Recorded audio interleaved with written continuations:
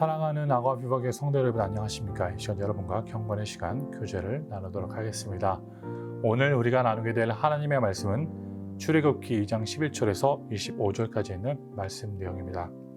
오늘 말씀 11절에서 13절까지 말씀을 보게 된다면 모세가 장성한 후에 히브리인들이 애굽인들로부터 당하는 박해를 보았습니다. 그리고 오늘 말씀의 내용을 보면 어떤 애굽 사람이 한 히브리 사람 곧 자기 형제를 치는 것을 본지라.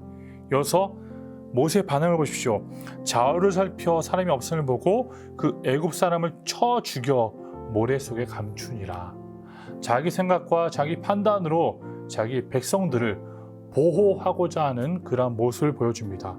그러나 13절의 내용을 보게 된다면 이튿날 다시 나가니 두 히브리 사람이 서로 싸우는지라 그 잘못한 사람에게 이르되 네가 어찌하여 동포를 치느냐 하매라고 이야기하죠.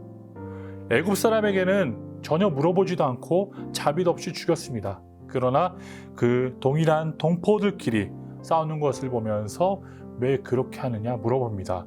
그러자 그들의 답은 이렇죠. 14절의 내용은 그가 이르되 누가 너를 우리를 다스리는 자와 재판관으로 삼았느냐 네가 애굽 사람을 죽인 것처럼 나도 죽이려 하느냐. 모세가 두려워하여 이르되 일이 탈로 되었도다.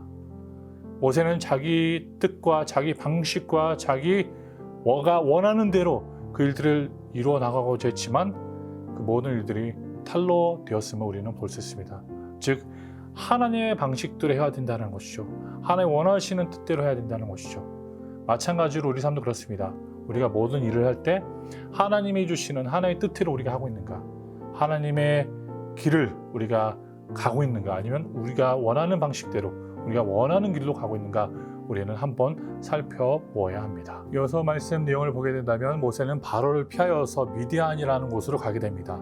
미디안에서 르우엘 제사장의 딸을 만나게 되고 그 딸과 결혼하게 됩니다. 시보라라는 여자였죠. 이어서 22절의 내용은 이렇게 기록합니다. 그가 아들을 낳음에 모세가 그의 이름을 게르솜이라 하여 이르되 내가 타국에서 나그네가 되었음이라 하였더라. 그는 화려한 삶을 살고 있었습니다. 왕자였고요. 그러나 이제는 초라한 나그네처럼 이 세상에 살아가고 있음을 인정하는 모습을 볼 수 있습니다.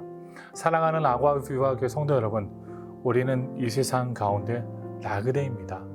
우리는 영원히 이 세상에 살 사람들이 아닙니다. 왜 그렇습니까? 하나님의 나라를 우리는 꿈꾸며 그 나라를 위해 살아가고 있기 때문입니다.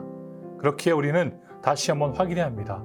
내가 정말 나그네처럼 이 세상에 살고 있는가?